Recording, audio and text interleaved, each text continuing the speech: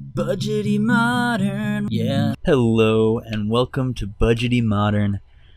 This is Blue Steel. I'm K Ponce. You're on newmontgaming.com, and we're gonna take this into a competitive modern league. So the way that this deck works is you get out some small blue creatures on turns 1 and 2, and then you try to play a Grand Architect on turn 3, getting out Lodestone Golem or a big Walking Ballista, because Grand Architect powers out your artifacts if you tap any untapped blue creature. Now that blue creature doesn't have to have haste to be able to be used on the turn it comes into play. So you can use Grand Architect to make 2 artifact mana by itself, even on an empty board, the turn it comes into play. So even if you have nothing in play, Grand Architect into Smuggler's Copter is a pretty good turn. It also plays really well with another card in the deck, Throne of the God Pharaoh. What it does is your opponent loses life equal to the amount of tapped creatures you have in play at the end of your turn.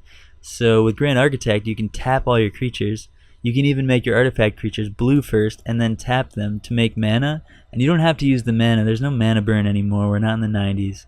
So you get to drain your opponent by tapping all your creatures. You can also do the same with Smuggler's Copter, because you can actually crew Smuggler's Copter with itself once it's been crewed already, and you have another creature that allows you to get in more points of damage with Throne.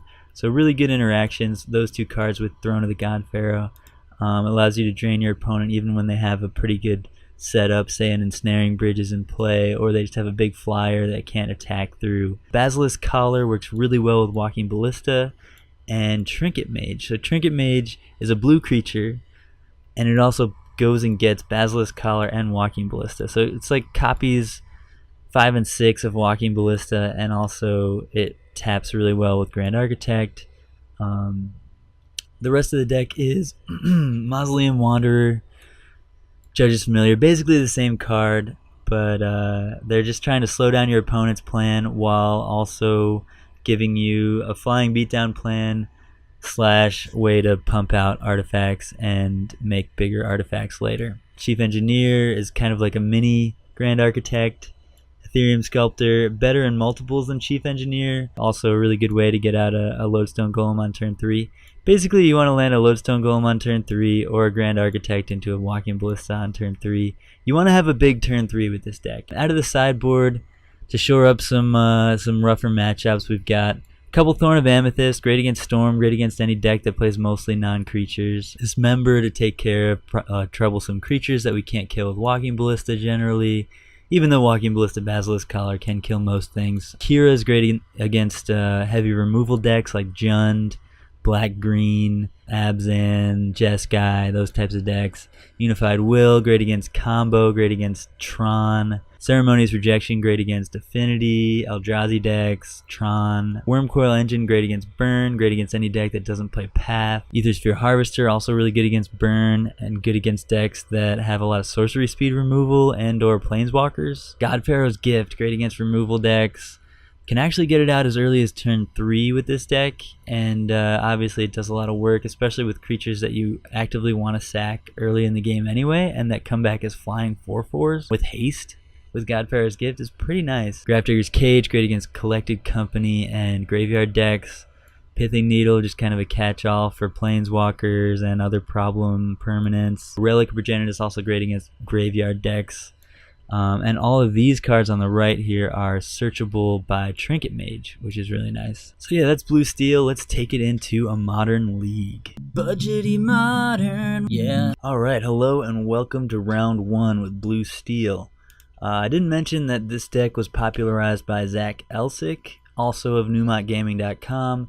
Definitely check out his Wednesday articles. Always has great brews and a really good Magic player. If you don't know Zach Elsick, definitely check out his content here on the website.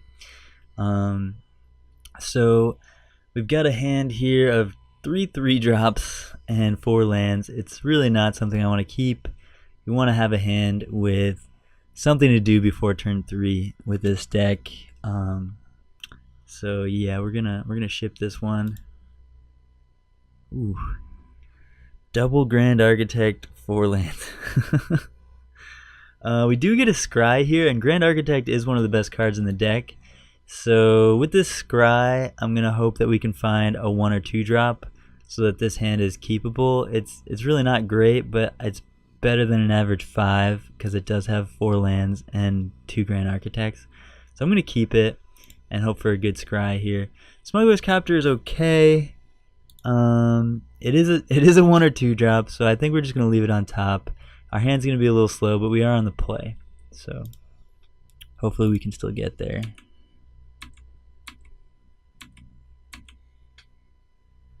It digs us into more cards later, which can be really good with Grand Architect because we can power out those cards. They played a Steam Vents untapped, which hopefully doesn't mean Spell Snare here. Probably playing against Jeskai? Oh, maybe Storm.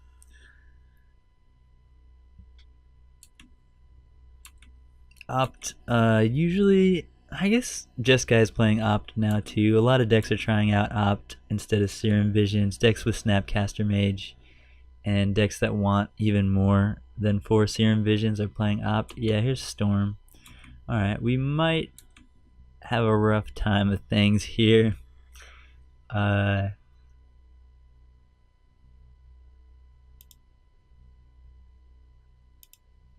Yeah, we're just gonna have to hope that we're not dead this turn, and dig for some kind of answer to Baral. Yeah, it's another land. We don't want that. Storm is a pretty explosive deck. They could easily win turn 3 after a turn 2 cost reducer, and it looks like they're going for it.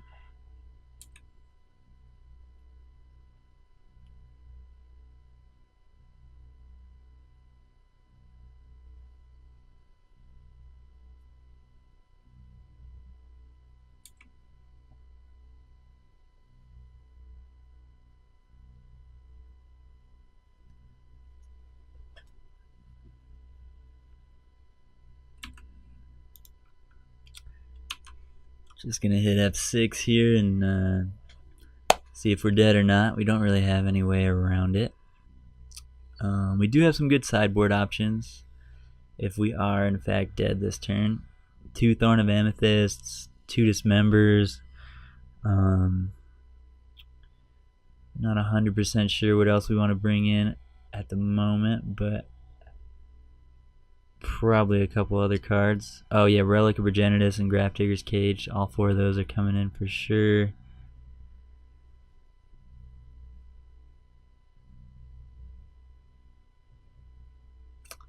Alright, they've dug a bunch. They still have a land drop to make. They have plenty of mana. It's pretty elementary at this point. I guess they could fizzle though, but usually they don't go this hard into the combo or into like trying to combo off without having some sort of, yeah. Alright, Grape Shot for 12. And then maybe an Empty the Warrens here, or maybe just another Grape Shot. But either way, we are most likely dead right now.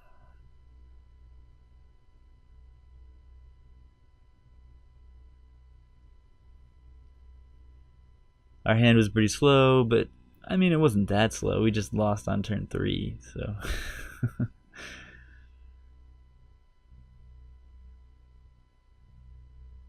Yep. Alright. Past in Flames into another Grape Shot will do it. Alright, so let's see. Like we were saying, we want Thorn of Amethyst for sure. Relic Progenitus for sure. Grafdigger's Cage for sure. Dismember is pretty good. So our real key to victory here is getting out a Thorn of Amethyst or a Lodestone Golem early so that we don't lose the early game, and then closing it out with our flyers like Smuggler's Copter and the Mausoleum Wanderers and Judge's Familiars. So cards that aren't that important are Throne although it does close out the game. Doesn't do so very quickly. Walking Ballista is not great here. Probably want one to be able to like Trinket Mage for it and kill them if necessary. Basilisk Collar doesn't seem very good, although it is good with Walking Ballista and well, yeah, just with Walking Ballista, so we can mow down their Brawls and Electromancers. We did bring in a couple Dismembers and still have access to a Walking Ballista to deal with those problem cost reducers. So I think we want to cut probably Master. Master's good. He's an artifact and a blue creature. That's why I have one Master still in the deck. But I did find it to be one of the weaker cards in the deck, so I trimmed a couple of them for a couple of Trinket Mages recently. Trinket Mage is pretty good at getting Walking Ballista and Basilisk Collar and really setting up that combo. Usually ends up being better than Master of Ethereum. But let's see, what else are we cutting here? Drawing extra copies of Chief Engineer is not great, and all the rest of our cards are pretty good against them, so it's either a drop a Chief Engineer or a Judge's Familiar. And I think the effect on Judge's Familiar is actually really useful, so let's just drop a Chief Engineer and hope to get there with this. So we have Relic, Chief Engineer into Lodestone. Yeah, this hand's good. This hand's very good. We've got Megathalia and a turn 1 hate card into a turn 2 creature. If we just draw a 3rd land, then we're going to be able to play Lodestone Golem, which is really nice.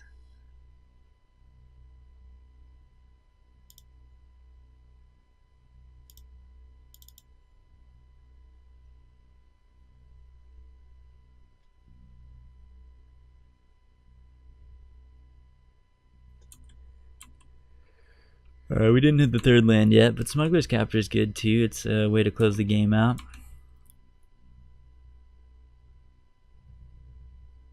Lightning Bolt. Alright. Fair enough. Guess we'll get the Lightning Bolt out of their graveyard right now before they can fetch in response or something and get the fetch out of their yard instead.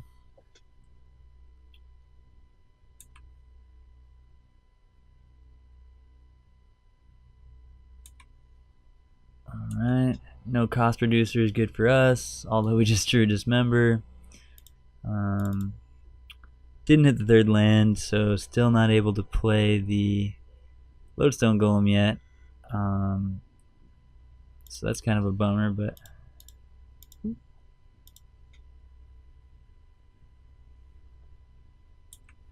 get that sleight of hand out of their graveyard, pass the turn here.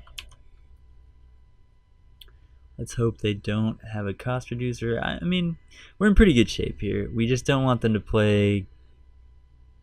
I don't know. I mean, we have a removal spell for their creature, their potential creature, and we have a relic for their potential Past in Flames and Gifts Ungiven. So we're in... Ooh, Shattering Spree.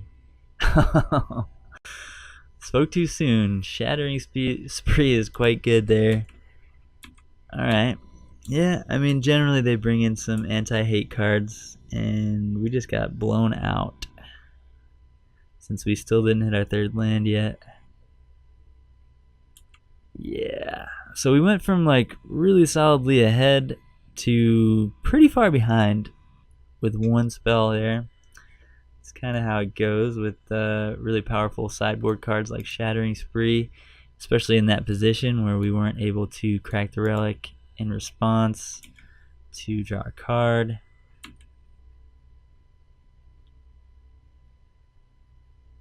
Did hit the 3rd land, which is good.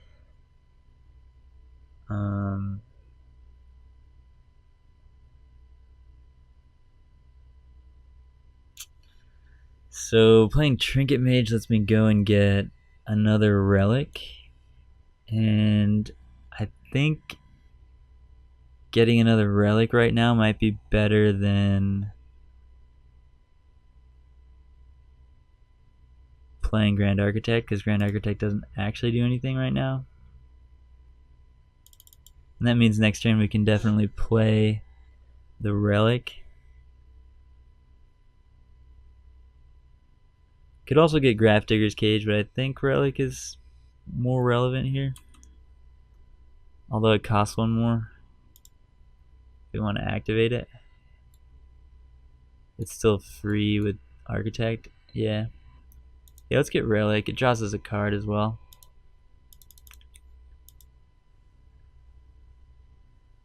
And we're still relatively okay here. We could very well be dead. They could go cost reducer into a couple rituals, into a Past in Flames. They know we have a relic in our hand now. So I guess there was some value in holding the Trinket Mage so that they maybe like think that they're safe for a turn. They're Manamorphosing now. That's probably good for us. Without a cost reducer and play Manamorphose isn't that scary, but they do have 7 cards in hand. Sleight of hand, you got it. I'm just gonna F6. Let them do their worst here. Hope for the best. Oh, there's a Baral. They found one. But with only 1 mana available, well, now they're up to 3. Now they're up to 5. Ugh. I think we're dead. Well, they dug for a way to win this turn, and it looks like they found it.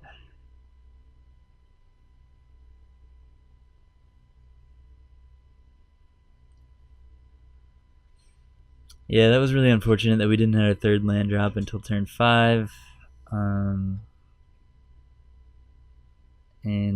Yeah, we're going to have a lot of trouble winning this game after this gives ungiven results.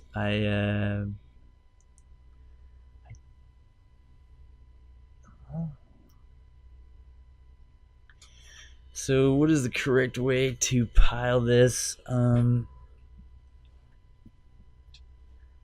kind of want to give them both rituals, but that's probably bad because they obviously already have the Past in Flames in hand, which means if I give them both rituals, they can just Past in Flames even harder, and then they can cast Noxious Revival anyway.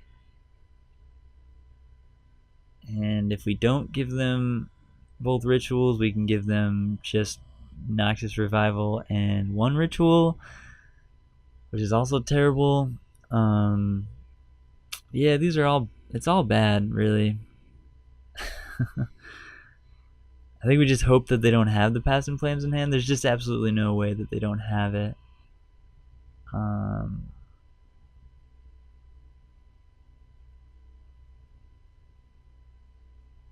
So if they definitely have it, this makes 2 mana, so they go from 3 to 4, or makes 1 mana really. They go from 3 to 4. Then first they Noxious Revival one of the rituals. They go from 3 to 4. They play a ritual. Then they just go off. So it really doesn't matter how I stack this. I'm just gonna do it like that.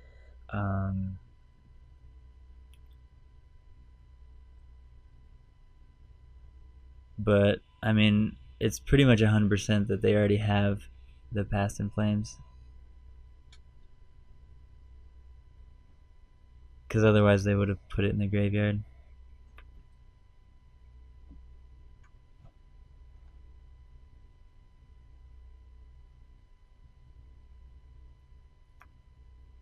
Yeah, they already have it. They're gonna gifts again and get the win con. Yeah, this is a bummer.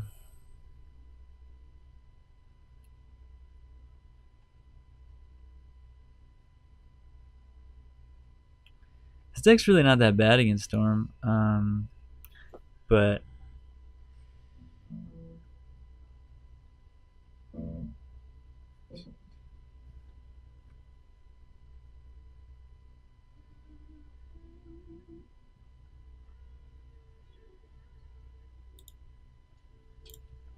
Alright, yeah, we're just gonna scoop here. This is not a winning position for us. Yeah. Budgety modern. Yeah. Welcome to round 2 with blue steel. Round 1 didn't go so well against Storm there, but this hand is looking pretty decent. I mean, 2 copies of Grand Architect and no artifacts is a little awkward, but we're on the draw and we do have a 1-drop. So chances are we're going to be able to play a decent sized artifact by the time we get to our turn 3. And we got plenty of lands to cast all our spells. Alright, so it's Scape Shift. Scape Shift, not a great game 1 matchup for us, but yeah, I'm going to lead with Judge's Familiar because I'm pretty likely to want to sack Judge's Familiar and counter a Farseek next turn. Or an Explorer or a Prismatic. I can't counter Prismatic Omen. That's an enchantment, but Farseek or Explorer I'll definitely want to counter, and Mausoleum Wanderer counters things better later when it's bigger, and Grand Architect actually makes it bigger. So Judge's Familiar isn't as good as Mausoleum Wanderer in the deck, especially since we don't play any white mana. Yeah, they had a non-spell card. I mean a creature card to get around our Judge's Familiar, but such is how it goes, huh? That's pretty cool. We get to play a couple Mausoleum Wanderers and really have crazy mana the turn after for artifacts, but we don't have any artifacts yet, so we'll see if we can use that payoff artifact mana by the time our main phase comes next turn.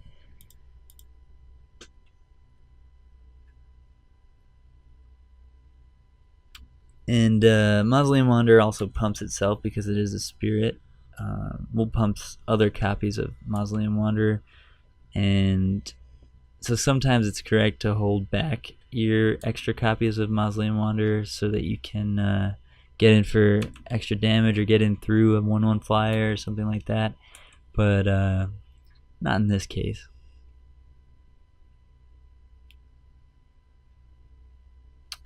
Lightning Bolt. Alright, might as well sack it to counter it. There's no reason for them to pay the 1, but our creature's not going to last through that Lightning Bolt anyway. Explore. So we can sack both of our creatures here to counter this Explorer. It's pretty low value. Unless we knew their hand. Like if they have no relevant plays in hand that we do want to counter, then countering the Explorer might be right. But the fact that we can spell Pierce with Mausoleum Wanderer next turn, another Explorer. Alright, I should probably counter this one. They're at 5 mana now. Yeah, there's no reason not to counter the second one, although it probably was just a draw 1. Trinket Mage. Alright, so now we have a payoff for our artifact mana next turn. This turn we're just going to play Grand Architect and attack for 2 without any artifact payoff. We can get Walking Ballista next turn and deal a bunch of damage with it, but Walking Ballista is actually not great in this matchup since they don't play any small creatures and it doesn't kill them that fast. Not fast enough generally against a deck that's trying to ramp into a lethal Scape Shift. They do have a prime time. That's really problematic for us here because we do have a Spell Pierce on a stick, but Spell Pierce on a stick doesn't stop 6/6 trample Titan creatures. So that's what we didn't want to see, was prime time. If they cast Summoner's Pact, we could have Spell Pierced it. If they cast Scape Shift, we could have Spell Pierced it.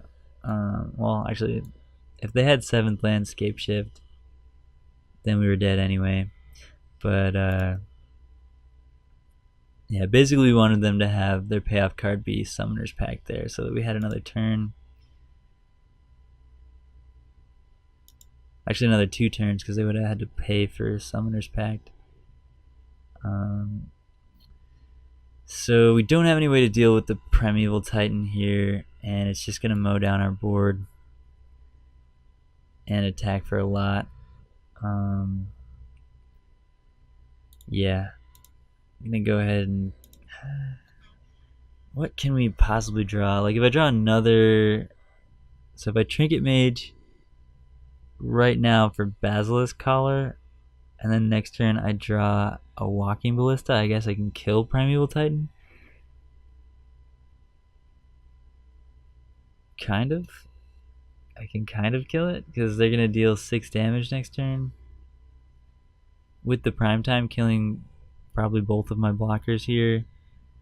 So I will just have a Grand Architect, a Basilisk Collar in hand, and if I draw Walking Ballista, I still don't have enough mana to do everything. We're just going to concede right now.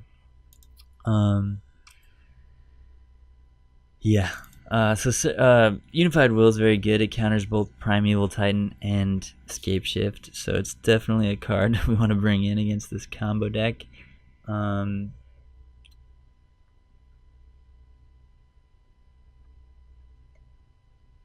Yeah, we don't have a ton of interaction for this deck.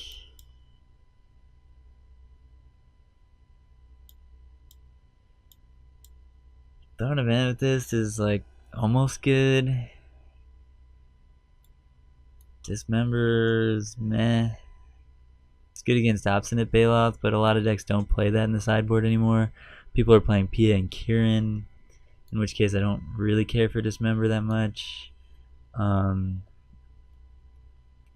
Aethersphere Harvester gets around Anger the Gods type effects, which usually they're playing. The new red one, I mean Anger the Gods is red too, but Sweltering Suns, is that what it's called? Yeah, Sweltering Suns.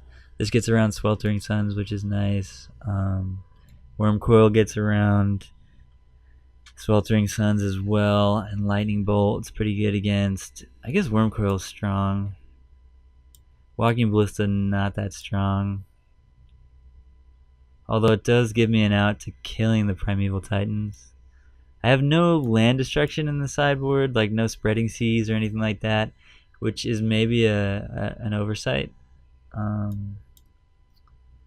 In other leagues I was able to just race this deck and beat it, but it's not always possible. I think I'll bring in Aethersphere Harvester because it dodges the Slagstorm effects. I just hope to race them. I mean, on the play, we could slow them down enough with Judges, Familiars, and Wanderers and get out a Lodestone Golem and just beat them down. So I think that's the plan. Just try to beat down and play around Sweltering Suns effects. Kira's probably good too, actually. Let's bring in Kira. Even though she's not good against Sweltering Sun effects, she is good against Lightning Bolt, and they generally bring in Lightning Bolt. So,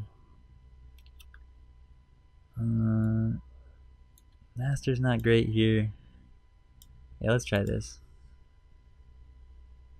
Master does make Smuggler's Copter into a 4/4, which is nice, but alright, this is a keep.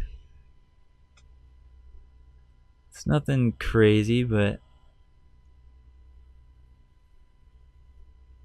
it's a solid hand. We go 1, 2, 3. We can play a free Basilisk Collar, which isn't great, but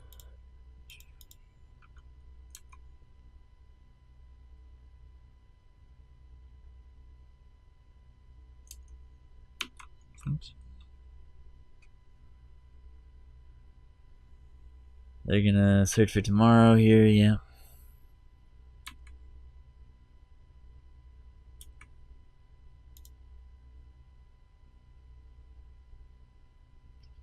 Since I don't actually have any artifact spells in my hand right now, oh wait, well then, yeah, I go Chief Engineer into Ethereum Sculptor. Yeah, that is the line.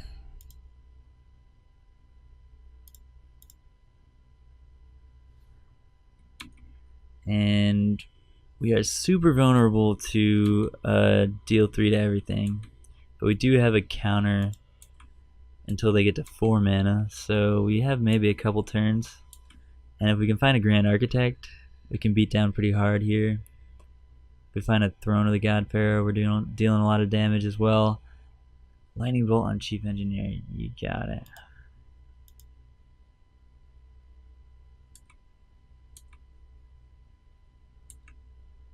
Grand Architect, alright. That was a really good draw.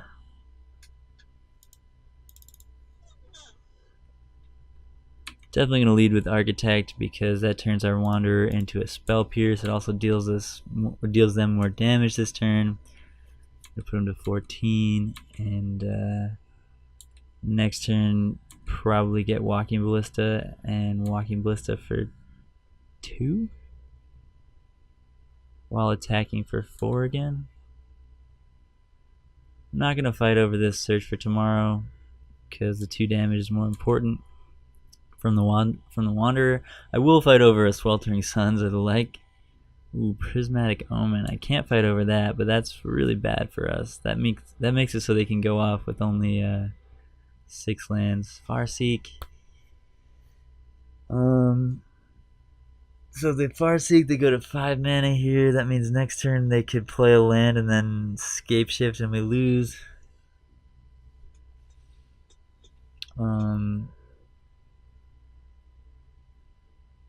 But if I counter it, they could still just cast Scape Shift with... Well, Scape Shift is only 5.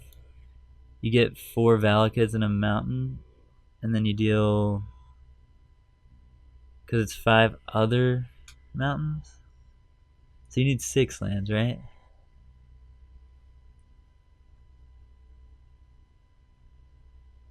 You control 5 other mountains when it enters play. So if you get... Because when they get 7, they get 6 mountains and a Valakut and deal 18. So if they get 4 Valakuts and a mountain with Prismatic Omen in play, that's 5 mountains. So yeah, it doesn't work, right? It needs 5 other mountains in play. So they still need to get to 6. So this does save us a turn, but we're only attacking for like 2 next turn if we... Yeah, I think we just have to let it resolve. It's pretty scary, especially if they prime time next turn, which we could have prevented. Yeah, maybe it was a situation where we were supposed to counterspell, but here we can get Walking Ballista and then Basilisk Collar, so that's pretty nice. Definitely gonna get the Ballista first.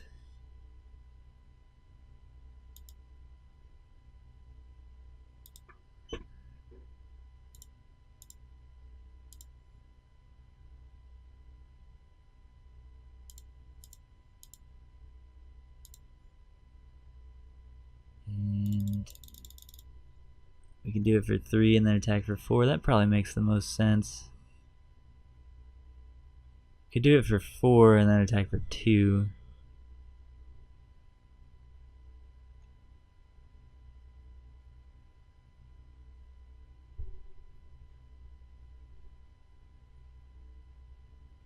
I'm gonna do it for 3. I think that gives us the fastest clock here. I didn't really do all the math, but I think it's probably fine. Oh, it's actually really bad if they Sweltering Suns. I probably should have done it for 4, just in case they Sweltering Suns next turn. Yeah, I think that was a misplay. Didn't really think about Sweltering Suns when I was calculating my Walking Ballista damage. Yeah, obviously we get blown out by that here.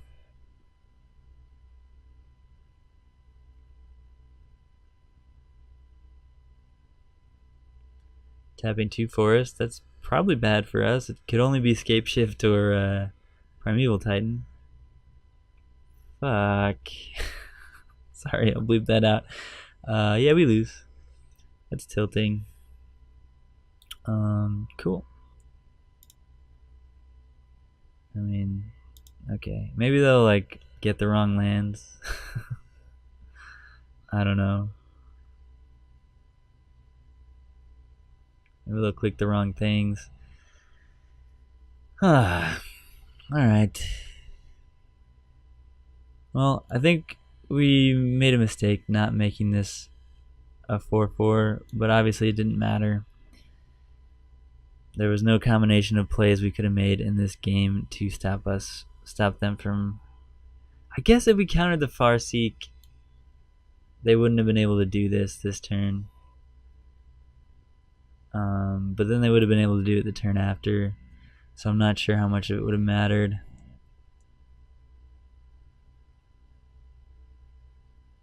I guess we could have had lethal the turn after. Yeah.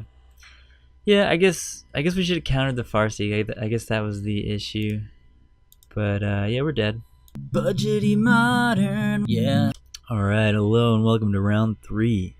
So far we haven't won a game with this deck, which is kind of disappointing. My opponent has scooped the game.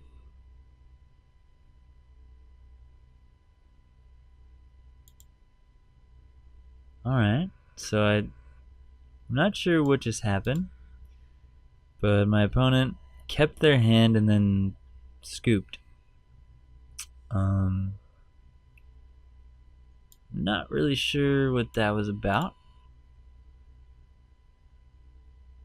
Haven't seen that happen before.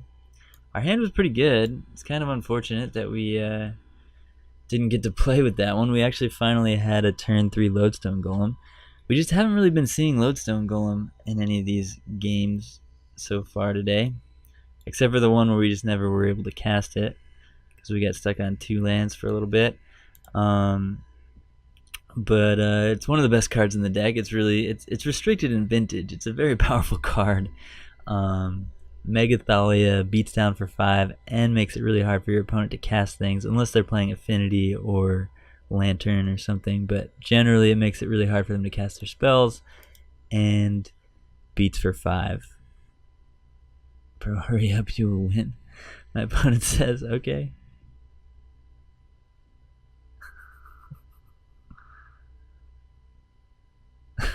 Okay. Well, we didn't get to play this match because my opponent just conceded. Alright. Budgety modern. Yeah. So this is round 4 after our round 3 opponent scooped without doing anything. Probably what happened last round was my opponent was 0-3 or 1-3 and just wanted to give a free win away before dropping from the league or before like ending their league. And we were the lucky recipients of that free win. Unfortunately, we didn't get to show off the deck in that round, but hopefully we get to do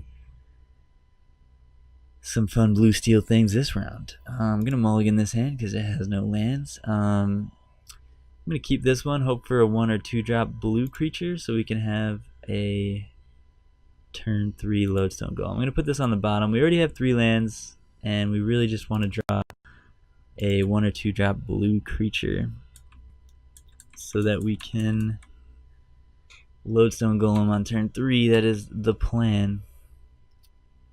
There we go. Got there. As long as it stays alive until next turn, we will have a pretty formidable board next turn. As long as they don't path our Ethereum Sculptor. Malira. Ooh, that's one I haven't seen in a while. Most people are running just Vizier these days, but yeah, Malira's also a card.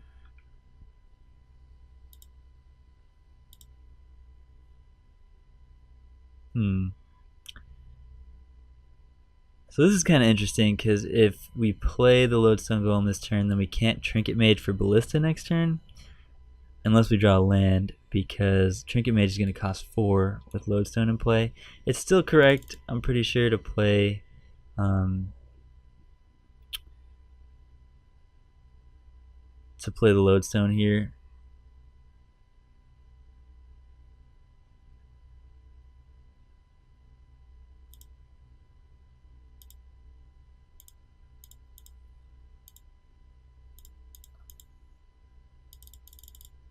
Yeah, I mean, there's no way we don't play it there, but if we don't draw land, then we can't go get Ballista, which is a little annoying, but Ballista is very good in this matchup.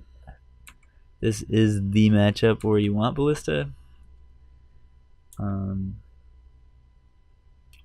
Yeah, we didn't find it. Equipping Collar on Lodestone Golem is good, but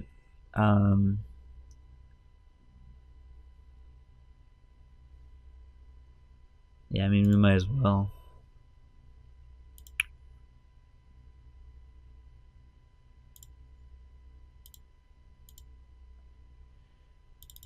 But the other deck is going to try to infinite combo us either with Devoted Druid and Duskwatch Recruiter into a Walking Ballista for 1 billion, or Kitchen Finks and Viscera Seer into gaining infinite life.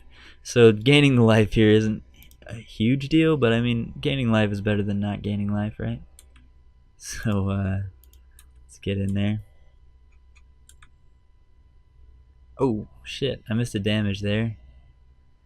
I meant to turn Lodestone Golem blue before blocks. I don't know why we didn't get a second. Did I just click through it too fast? Anyway, misclick there. Just went. They must have F6'd, and I just didn't expect to be able to click through that attack phase so fast. Wall of Roots for 3 is fine.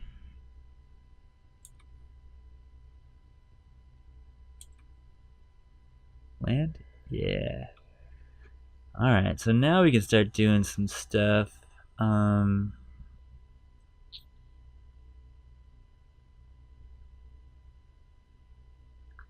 We just attack for 7. They could just chump with Wall of Roots, but it's really unlikely that they do that.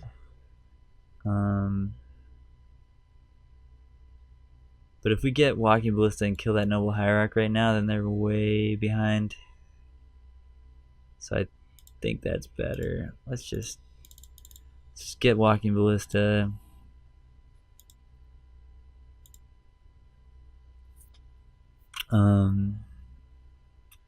Walking Ballista for 1, 2, 3, 4. Yeah, probably Walking Ballista for 4. Or if we do it for 3 and then equip Basilisk Collar after attacks, then we could just kill Malira. Alright. Yeah, they scooped. They knew the writing was on the wall. We just had to like do the math there. They didn't feel like waiting for me to do it. I was just doing some calculations, but I appreciate the scoop either way. So this is the type of deck where Walking Ballista really shines, and Walking Ballista plus Basilisk Collar really messes with the opponent's plans of getting their combo creatures and keeping them in play. Dismember is good against combo creatures generally. Grafdigger's Cage is fantastic against Collected Company and Court of Calling, both of which are 100% in my opponent's deck. So we definitely want both Grafdigger's Cages. Relic of Progenitus is okay because generally they're playing Kitchen Finks and some amount of Eternal Witness. But I don't know if it's worth bringing in or not. Generally they have Path in their sideboard. Otherwise, Wormcoil is a pretty sweet card to bring in against them as well. Kira's okay, but they're bringing in like some amount of Path, maybe 2 or 3, maybe 4, but 4 paths isn't so much of a good reason to bring in Kira, since we already brought in 4 cards, and we already have to figure out what we want to get rid of here. Neither of the Trinket Mages, because those are our extra copies of Walking Ballista, Basilisk Collar, and Grafdigger's Cage. So Trinket Mage is fantastic here. Throne of the God Pharaoh does speed up our clock a little bit, but we can be more of a control deck against them with the Grafdiggers and the Walking Ballista Basilisk Collars. So since we can be a little more controlling, I think we can drop the Thrones and maybe a Chief Engineer, and a Judge's Familiar. And just play a little bit more control, a little bit less beatdown. Alright, this hand is good. We're going to keep. We have Trinket Mage that can go get Walking Ballista. We also have a 1-drop, a 2-drop, and a different 3-drop. Very good hand. Can also get Grafdigger's Cage with Trinket Mage and play it immediately through the Ethereum Sculptor's cost reductions. So that might actually be our play on turn 3. We'll see how this goes. They started off with Gavany and nothing else, which is really good for us. That means they didn't have any green source in their hand. Oh, double Gavany, and they're passing the turn here. Opponent kept a pretty weak one.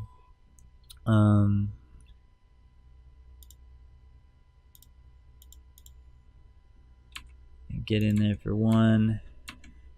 Yeah, opponent must have some really, maybe has like all their combo pieces in hand and just needed to hit a green-white land to be able to play their combo pieces, and did not hit a non-Gavany Township land. Alright, well, our opponent scooped. We did have a really good hand. We probably were going to win that game, to be fair, but didn't get to actually play Magic there in game 2, so it's a little bit unfortunate, but got the W. Alright, hello and welcome to round 5, the final round, here with Blue Steel. Our opponent scooped pretty early in game 2 last round, but we did have a pretty good hand, and it was likely that we were going to win after they started with 2 colorless lands. But here we've got a decent hand. It's definitely a keep. We're on the draw, which is never great in Modern, but can't do much about losing the die roll. Let's keep it and see how it goes.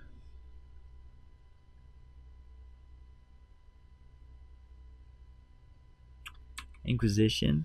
Our hand is fairly well equipped to deal with Inquisition. I mean, they're going to take Smuggler's Copter, probably.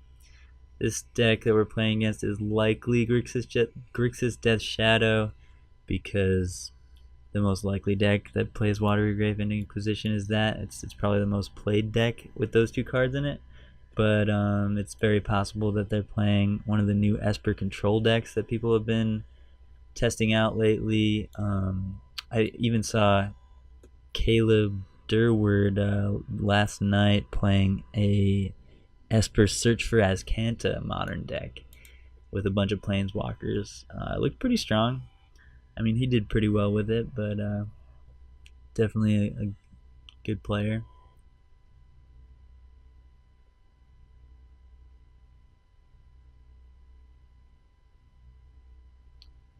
Opponent taking some time with this Inquisition, which is good for me, I guess, but did in fact go for the Smuggler's Copter.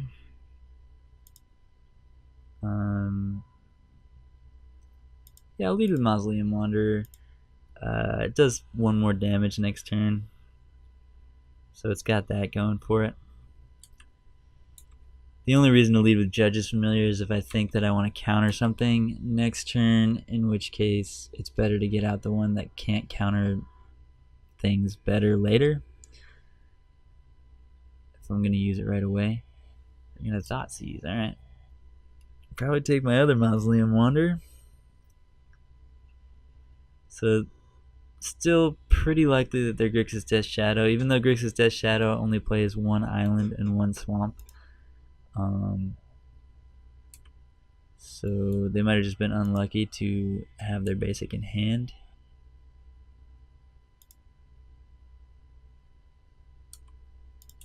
Get in there and drop a Judge's Familiar.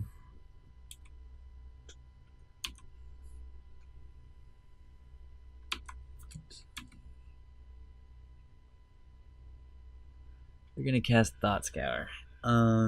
Since they played a basic island there, I'm gonna assume that they don't have any more lands in hand, and I'm gonna assume that they also don't have a red source, if they are in fact Grixis Death Shadow, which is even more likely now that we see this Thought Scour. So I'm going to counter that Thought Scour, because it also slows down their Tassiger plan.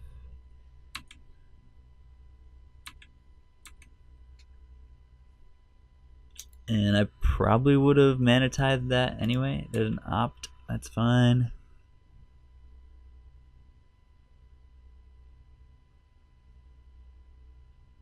Now if they go fetch land into Tassiger, we're in some trouble. No Tassiger, no fetch land. They're still stuck on 2 lands. So definitely glad that we slowed down their card draw there.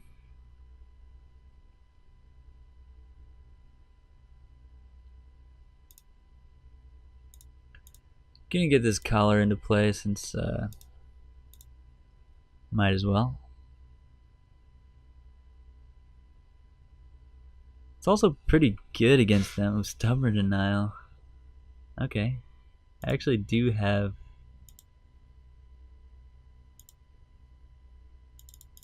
Oh, it's only for artifact spells and abilities, so I can't pay the extra one. I guess that makes sense. Because this is paying for an effective Stubborn Denial, not for the. It doesn't change the cost of my spell. Alright, fair enough.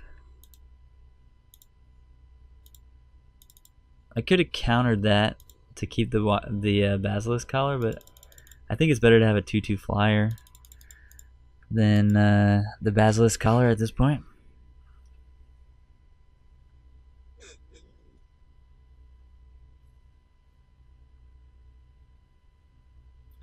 Also, that 2/2 flyer represents 2 artifact mana if we draw a Walking Ballista.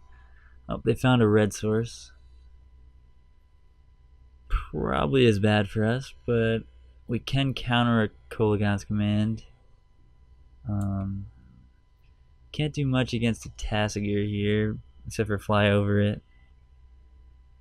And it looks like they have a Tassiger or Gurmag, yeah.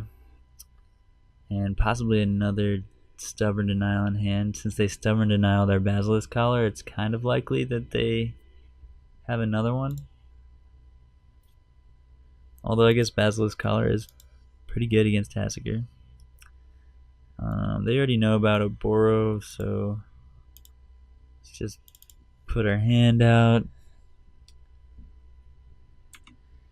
and keep beating down with our 2/2 flyer. Yeah, I still like the decision to not sack the Mausoleum Wanderer to counter the Stubborn Denial, because in this position I definitely like the 2/2 flyer more than, and the potential Spell Pierce later more than the Death Touch lifelink equipment. It would be good against their potential attack, but it wouldn't help me on offense here, and I'm definitely the beatdown right now. Or I'd definitely like to be the beatdown against this deck that definitely can go over the top of me later on with Kolaghan's Commands and Snapcaster Mages.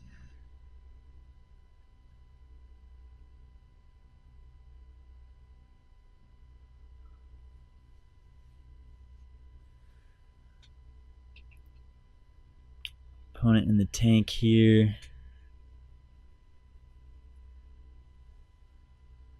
This is a big match. This is for the play points here. 2-2 right now. No attacks.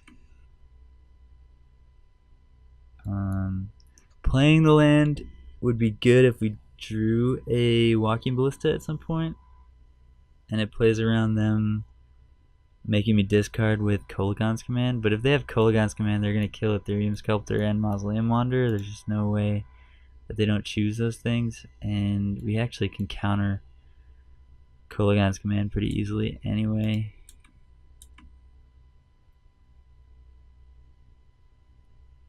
Yeah, I just really want to draw one of our artifacts. Generally, I mean, Smuggler's Captor would be good. Throne of the Godbearer would be good. Lodestone Golem would be good. Another Walking Ballista or a Walking Ballista would be good. Yeah, literally any artifact in the deck I'd be happy to draw. Other than Ethereum Sculptor. I mean, Ethereum Sculptor would be an okay draw, but not ideal.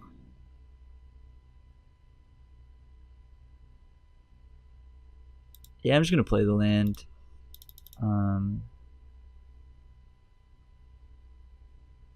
Snapcaster opt. I'm gonna let this resolve because we have a 4-turn clock here. Not that we're very likely to get there with this 4-turn clock, but if we get in for one more hit, we're that much closer. So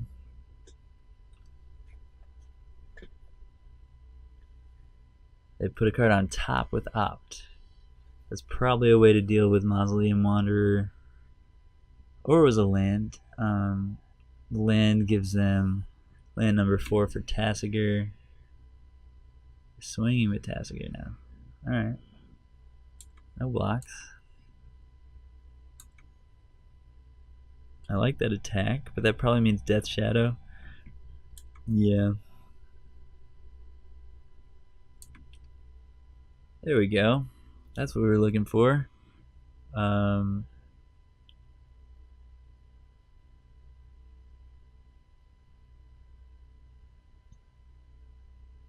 Yeah. Let's see if they have anything else going on here first. We're going to be chump blocking the Death Shadow pretty soon. Oh yeah, 1 mana Smuggler's Copter is pretty good. And we have lethal next turn, actually, if we just untap with Grand Architect. So this looks good. We have lethal as long as their hand is bad.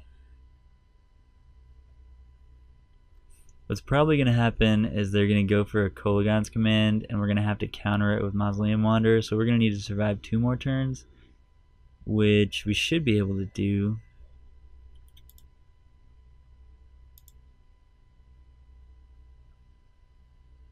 As long as we draw any other chump blocker next turn. Since here we're chumping with Ethereum Sculptor.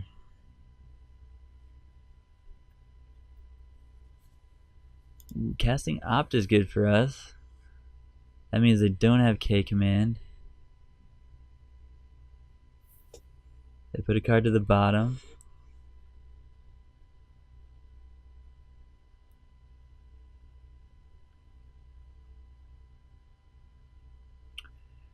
The reason Oboro's in the deck, actually I haven't talked about Oboro yet, is actually Smuggler's Copter for the most part. It's kind of free because we're just playing 1 and it's just a blue untapped land that isn't an island, so it doesn't get stopped by like Boil and Choke, which is pretty low value to try to play cards that are good against Boil and Choke.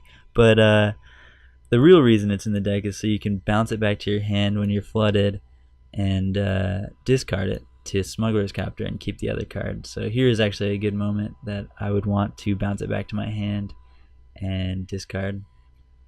So they found a land, which means they may have Kolaghan's Command. But Misty Rainforest means they have to go to 1 to cast Kolaghan's Command, which means they're still dead to the Smuggler's Copter because we'll counter the Kolaghan's Command. So we're in really good shape here. Swinging Snapcaster?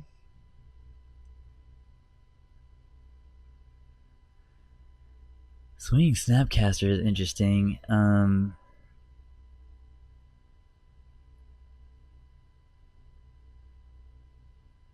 It's probably because they want to kill the Smuggler's Copter right now.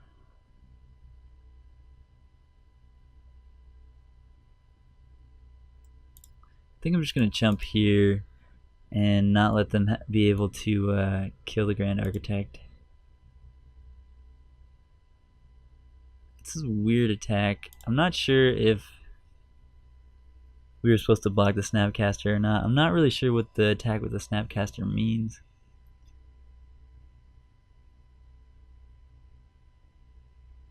It's probably just a desperation attack, but it's definitely interesting. Alright, so Master of Ethereum, what do you do for me here? You're pretty good. You're a chump blocker. Yeah, let's cast this first.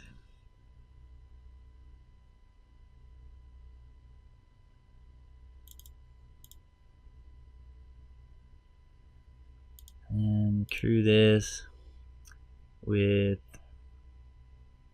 Grand Architect. Swing with these guys.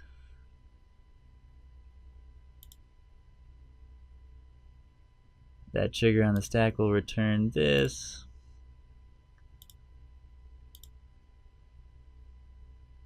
Walking Ballista is pretty good here.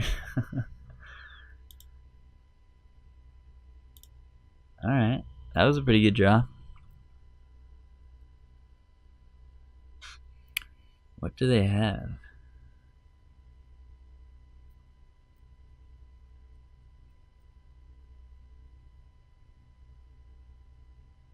Alright. Okay, we got him. Well, yeah, I guess it was just a desperation attack and they just didn't have anything there. It was pretty interesting. But yeah, having that Spell Pierce on a stick was huge that game. And Mausoleum Wanderer really did a lot of work for us there. This card can really take over a game, as you saw right there.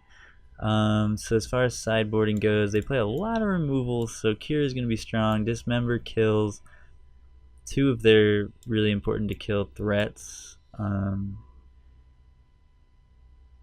Gurmag Angler and Tassiger. Grafdigger's Cage not so much, Pithing Needle not so much, but Relic is very good. I like Godfarrow's Gift. I like Worm Coil actually. Worm Coil is great here.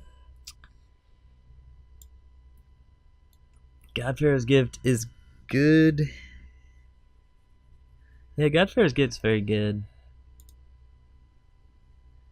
It might be too slow, but they are a very heavy removal deck.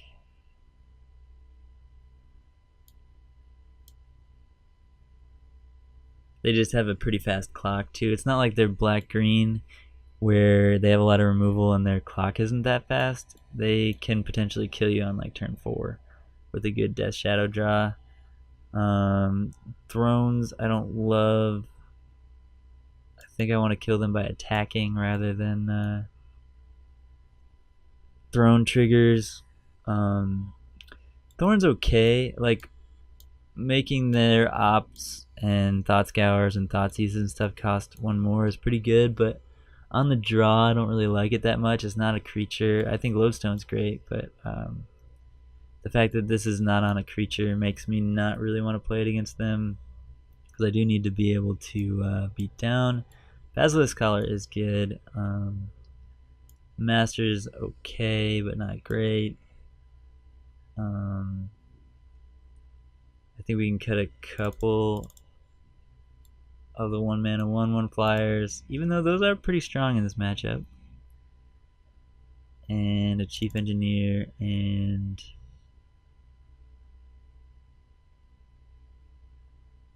an Ethereum Sculptor.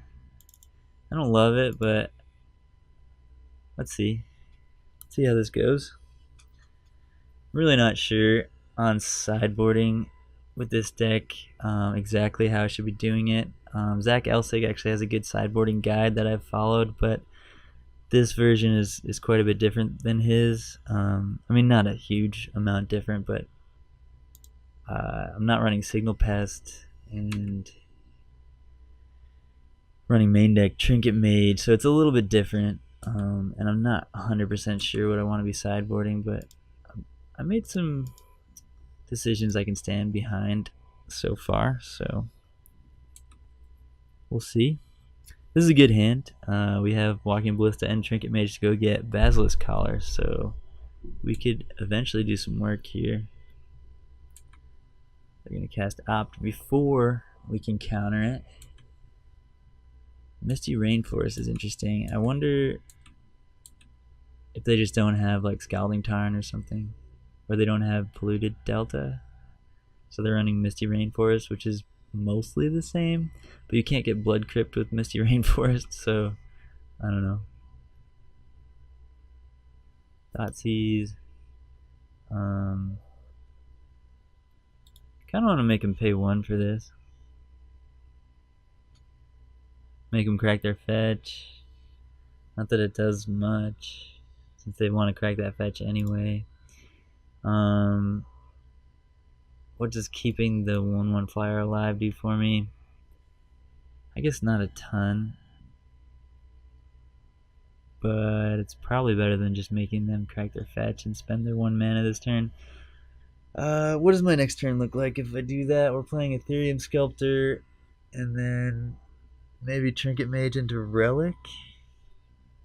Is that too late to stop a Tasigur? Probably. Because, yeah, probably next turn they play Tasigur. If they have it.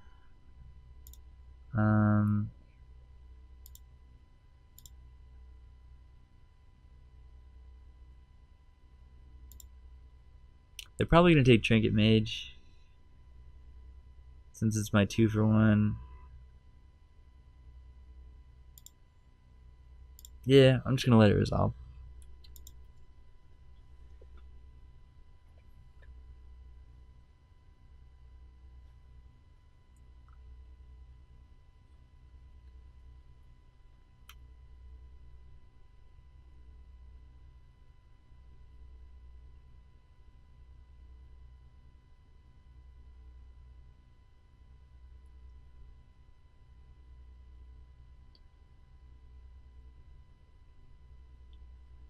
Yep, down goes Trinket Mage. And they weren't going to do anything else that turn anyway. We found another Trinket Mage. That was pretty ideal. Pretty obvious Ethereum Sculptor here.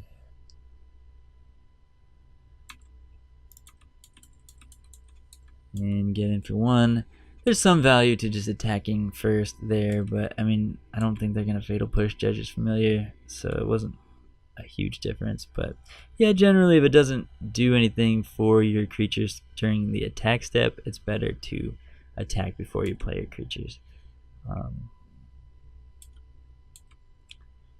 But you already know that.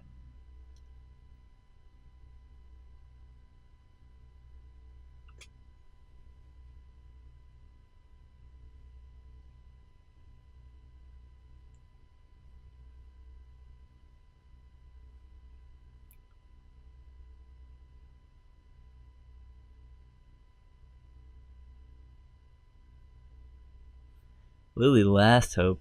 Ooh. That's a good one. Oh no. Walking Ballista for 2.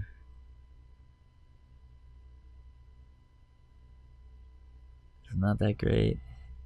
Man, Lily Last Hope, huh? That's a good one. Smuggler's Capture is good here. Can cast it for 1. Cast Smuggler's Capture for 1. Attack Lily with both Blink Moth and Ethereum Sculptor. Seems pretty good. Or we can just Trinket Mage for Basilisk Collar and just play it. And only attack Lily for 1. I don't love that. Yeah, I'm not into that. I think we're just going to Smuggler's Capture for 1 and attack Lily for 2.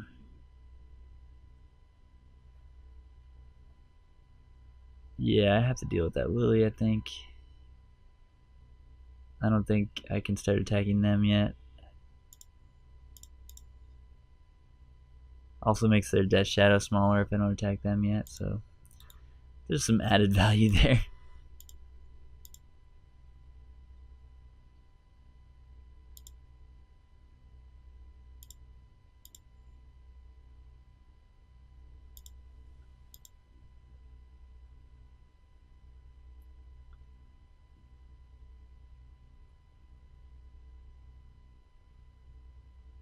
Lily Last Hope is certainly a problem, but with our evasive creatures, we should be able to kill it soon, and we also have a Walking Ballista. It's unlikely to survive our next turn if we really want to get it off the board. Ooh. Inquisition is pretty good.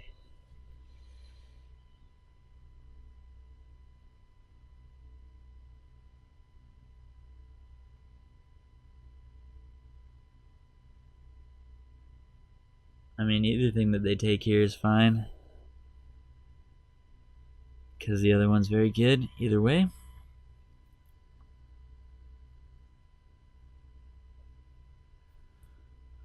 Take a trinket mage, yeah, that makes sense. It's two things rather than just one thing.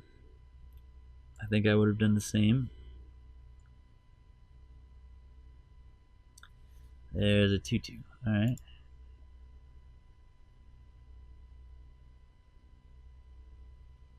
Another 2/2. Alright. Well, we get to kill Lily. But then we're playing a dangerous game against those Death Shadows.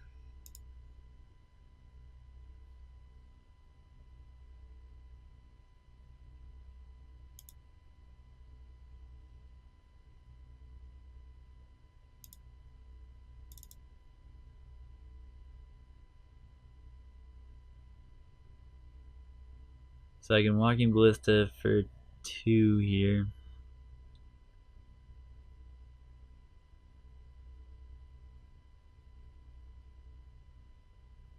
And also chump block with Ethereum Sculptor next turn if I feel like it.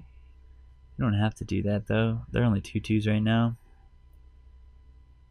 Yeah, let's Walking Ballista for 2. Oops.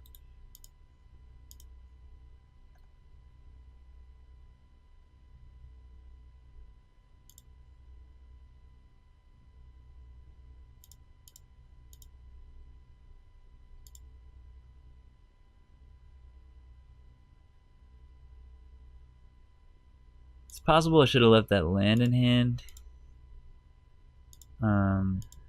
in order to discard it and try to draw something better, but I'm still going to loot here just because it lets me know. Ooh.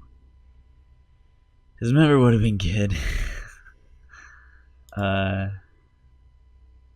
it's kind of a bummer to lose that Dismember when those Death Shadows are currently 2/2s.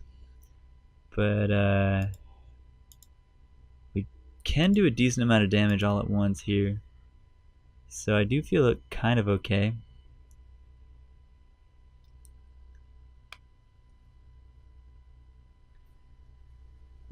Kolaghan's Command would be pretty rough.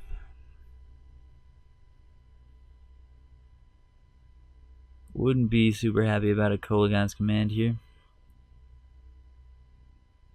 But barring Kolaghan's Command, I think we're in okay shape. I guess a pair of Fatal Pushes would also be pretty bad. Any 2 removal spells would be pretty rough.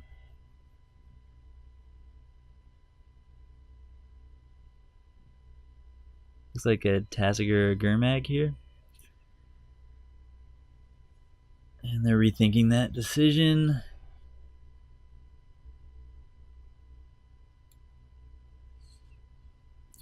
Yeah, there's this school of thought that you just always loot because you just have more information, and there are more cards that you don't want to draw than there are cards that you do want to draw.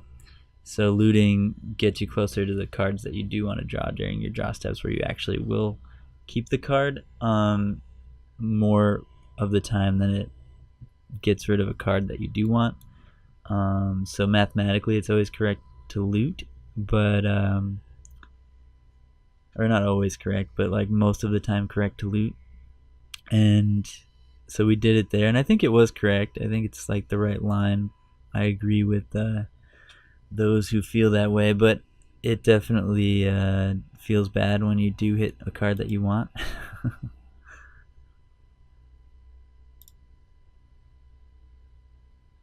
Tagging with both, sure. Obviously not blocking.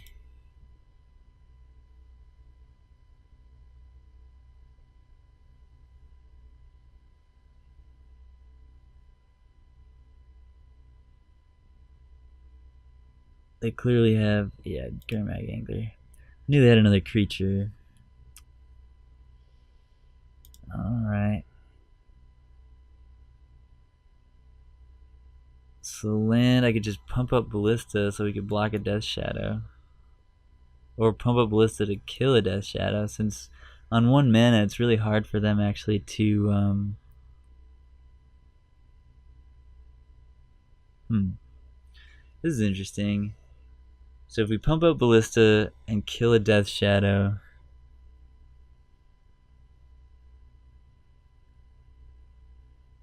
we could just play control against Death Shadow. Gurmag, we're just gonna have to start chumping. Eventually, we're at 16 right now though, so we don't have to chump it yet. But I think killing a Death Shadow here does feel really good. Or do I try to race? Now if I try to race, I could put a counter on Death Shadow and attack for 3 and draw a new card. I mean, put a counter on Walking Ballista. I mean, not yet. First I would just crew up and get in there for 3, which turns both their Death Shadows into 5/5s. That's probably wrong. I think we want to kill Death Shadow here. And do we want to play the land or not is a question. Because if we are blocking with Smuggler's Copter at some point, it's unlikely that we'll block with Smuggler's Copter. Yeah, let's just put a counter on Walking Ballista and kill a Death Shadow. They could have a Dismember, but otherwise I don't know how they're going to lose life right now. So it seems like a good idea to get rid of a Death Shadow while we can. And the draw discard effect on Smuggler's Copter might be relevant, and the extra land isn't that useful right here. The only thing it's good to play the land for is if they Kolaghan's Command us. But Kolaghan's Command is pretty tough for us to beat anyway, and if they make us discard with Kolaghan's Command, I think we're happy about that. So yeah, let's do it like this and play this dangerous Death Shadow game. If they find a fetch land, then it's a 5/5 anyway, but that means that they're closer to death anyway. We'll let them deal their own damage to themselves.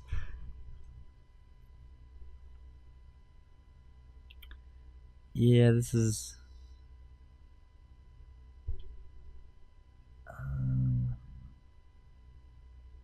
yeah, I'm not gonna block. I'm just gonna eat this 5.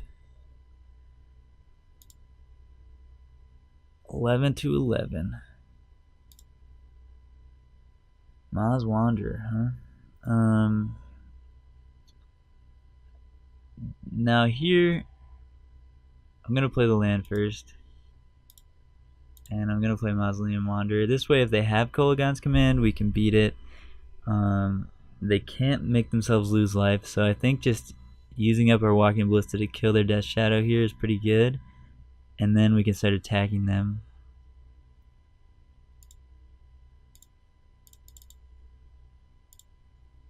And chump blocking.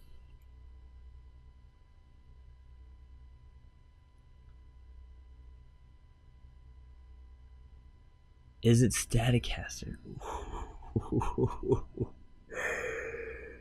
Ooh, that's a good one. That's a spicy meatball right there.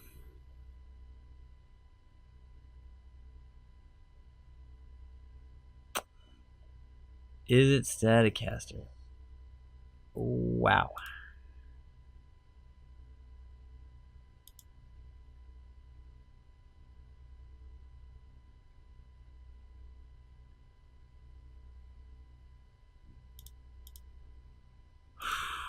Okay.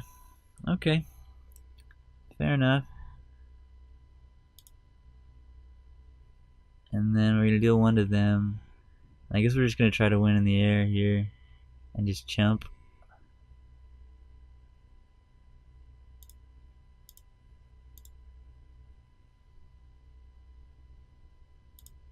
It's not great.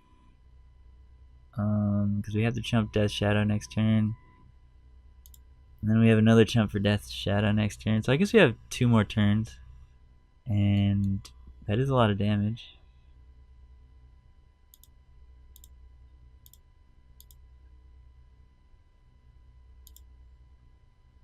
Ethereum Sculptor would have been a fine draw, but there are better ones. Alright, Staticaster was pretty good there for my opponent. Okay. Game on.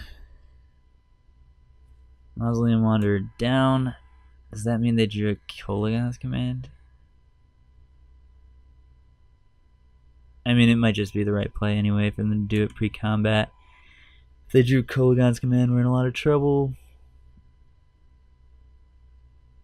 I guess it's better to get rid of the Ethereum Sculptor first, because Kolaghan's Command can't kill Chief Engineer.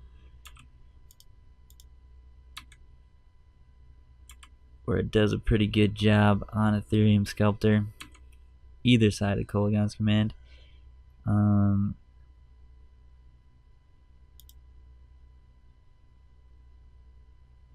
Do we want to draw and discard? Maybe.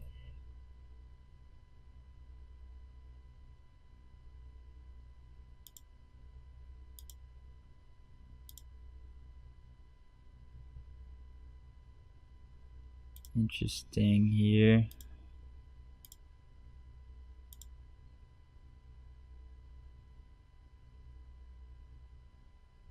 If they have any removal spell, we lose to it. Or any other creature, like a Snapcaster Mage, we just lose. Fatal Push on Smuggler's Captor. That'll do it. Yeah. Alright, let's go to game 3.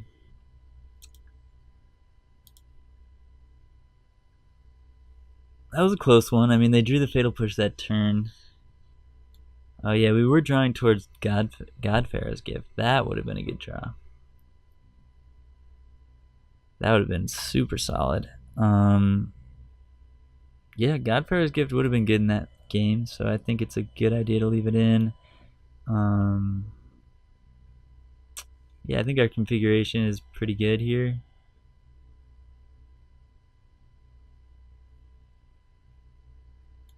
On the play, it's slightly better to have Thorn of Amethyst in the deck, but I don't know what we'd cut. I mean, I guess we could cut like Wormcoil Godpharaoh's Gift for 2 Thorn of Amethysts, but those don't attack, and these do. So I'd rather have the cards that attack. I guess Walking Ballista is not insane or anything. Yeah, maybe we should side out some amount of Walking Ballista. Ooh. This hand is close. We need to draw 2 lands in a row, basically, for this hand to really work. But if we do, this hand is very good. And if we miss one of those, then we still get to play a Wanderer. And Wanderer is quite good. I think this is game 3 of round 5. If we win, we get our play points back. This is tough.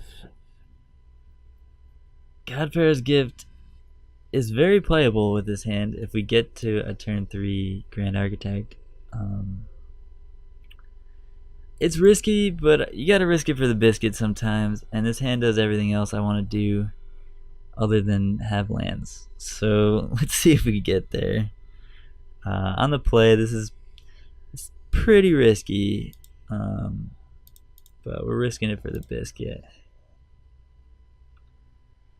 And let's see if we get there. Oops. Gonna probably pretty aggressively sack this Mausoleum Wanderer, since chances are we're playing another one next turn. Although that 2 damage would be kind of nice. But if they Thoughtseize, I'm just gonna sack Mausoleum Wanderer, I think.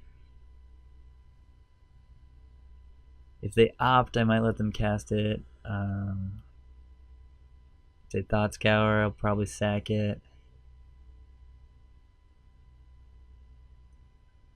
No plays. That's good.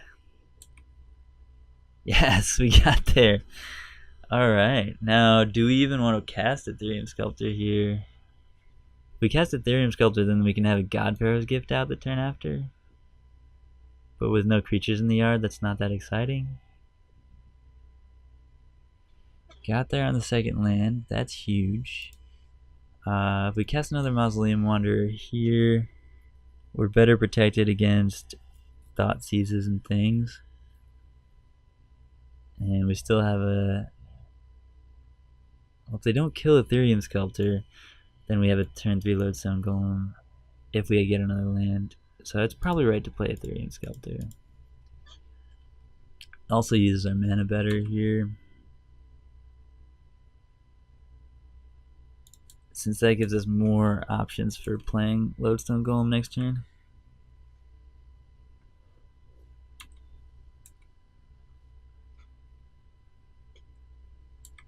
And blue source means turn 3 Godfarer's Gift, which we won't do because we don't have any creatures in the yard, but if we did, it'd be pretty cool. And it's pretty easy to get creatures in the yard when you can sack your creatures to try and counter spells.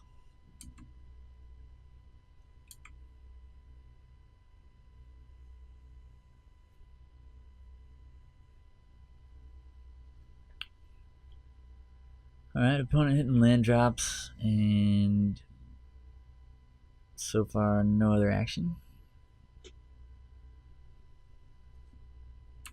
Going for the fetch. What does that signify? They have a 2-mana spell that they want to cast right now? Or 2 1-mana spells? I don't know why they would have fetched main phase. I guess we'll see. Alright. Thoughtseize is good. That's gonna resolve.